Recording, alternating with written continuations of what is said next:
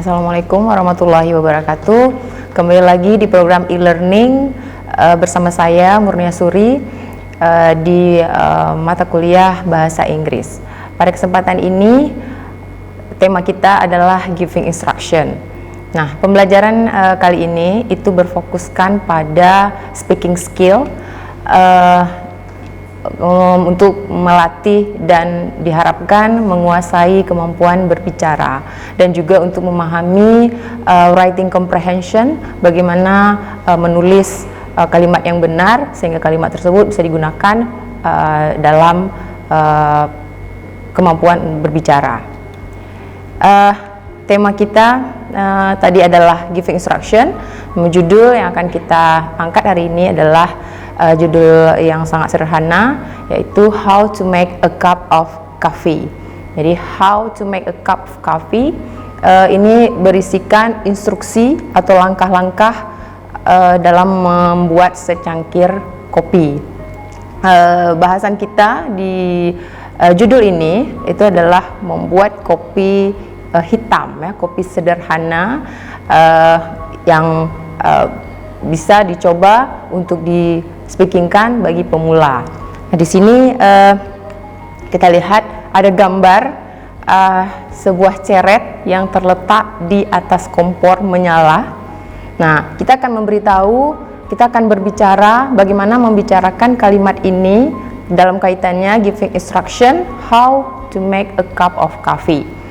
Nah, lihat dalam memberitahukan instruksi membuat secangkir kopi itu kita menggunakan kalimat first boil some water. Ya, first boil some water. Yang pertama, langkah yang pertama, didihkan sedikit air. Nah, ini kalimatnya sederhana sekali dan mudah untuk diucapkan. First boil some water. Oke. Langkah yang kedua, kita lihat gambarnya.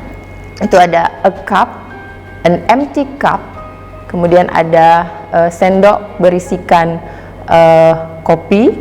Nah, bisa kita sebutkan instruction untuk gambar ini atau untuk langkah kedua dari how to make a cup of coffee, itu adalah second, put a spoonful of coffee into a cup.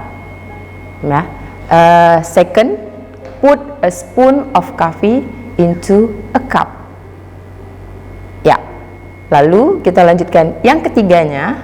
Muncul gambar kita, ada sendok juga berisi gula. Ya, ini merupakan langkah pembuatan yang ketiga, instruksi yang ketiga, yaitu third, add a spoonful of sugar into the cup. Third, add a spoonful of sugar into the cup.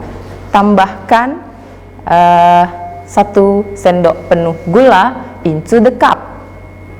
Ya, into the cup. Kemudian lanjutannya ada gambar cup lagi yang sudah berisikan coffee, lalu ada muncul air yang masuk ke dalam cangkir tersebut. Nah, langkahnya apa? Nah, bisa kita bilang, then pour the hot boiling water into the cup. Then pour the hot boiling water into the cup. Ya. Lalu tuanglah air mendidih ke dalam cangkir tersebut. Nah, ini merupakan langkah yang keempat. Kita tidak menggunakan kata fourth, tapi kita memilih di sini then, itu dibenarkan, ya. Kalau kita mau menggunakan kata fourth yang keempat juga bisa. Namun ini untuk variasi dari penggunaan kata. Oke.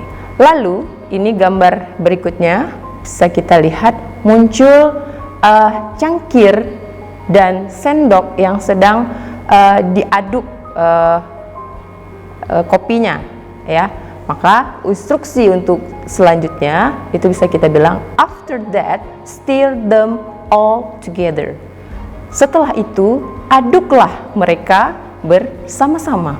Nah, di sini mereka, them, ya. Di situ merekanya yang dimaksud adalah kopi, gula, dan air panas. Nah, jadi maka di situ stir them all together, bersama-sama, bersamaan.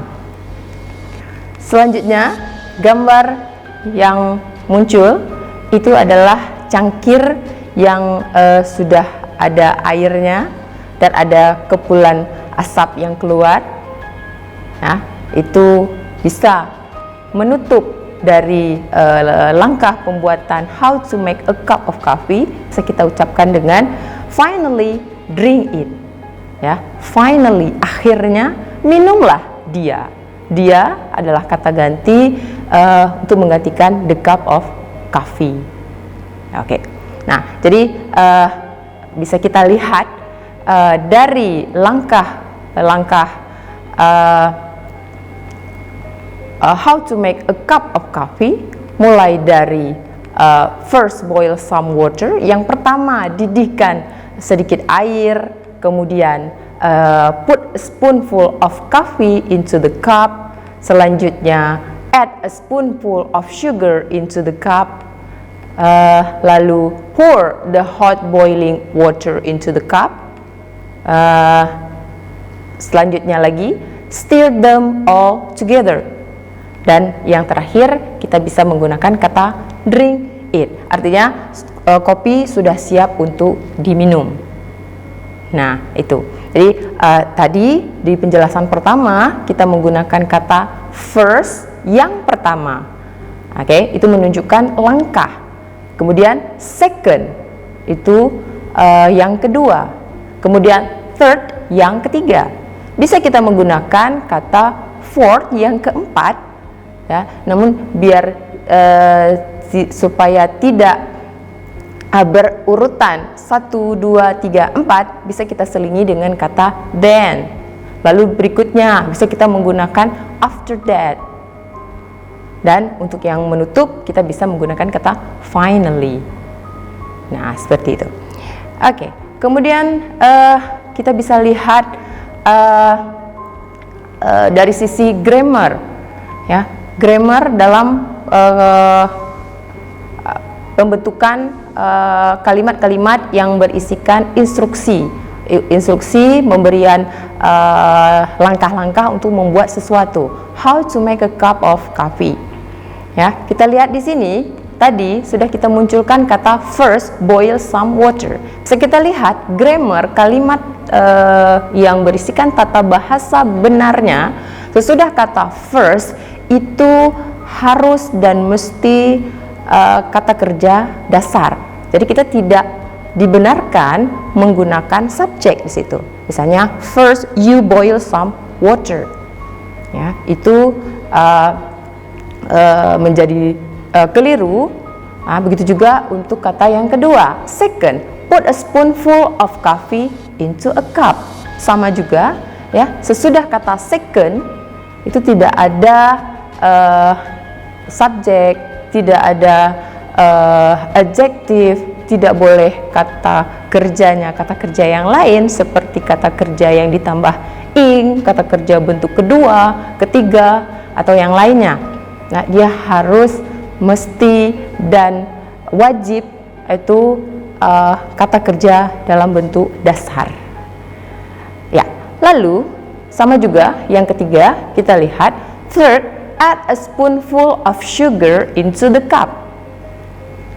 Tambahkanlah 1 sendok penuh gula ke dalam cangkir tersebut. Sama di dalam add itu juga tidak ada penambahan apapun. Ya, lalu ini kita lihat untuk pour juga dia dalam kata kerja yang dasar, ya, tidak ada penambahan sesudah kata penghubung then. Dan after that juga sama, bisa kita lihat stir them all together. Aduklah mereka. Jadi tidak boleh kamu, kita itu menjadi salah, ya. Dan juga untuk finally drink it. Itu juga kalau kita mengikuti aturan grammar, maka harus sesudah kata first, second, third, dan finally yang ini itu harus kata kerja dasar. Oke, untuk selanjutnya akan kita coba lihat latihan ataupun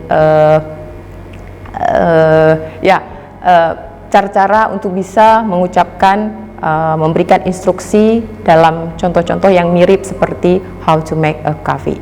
Ya, akan kita lanjutkan setelah yang berikut ini.